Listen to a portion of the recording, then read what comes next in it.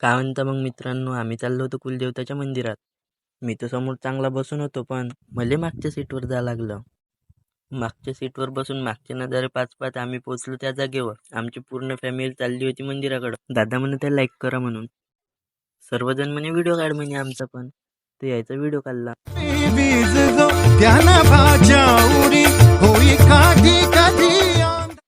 मग गेलो अंदर.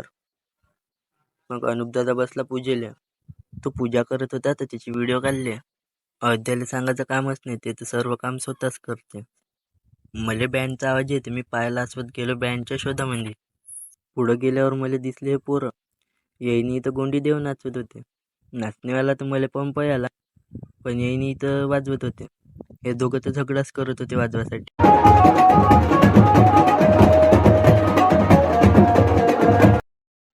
मग निघालो घरी जासाठी.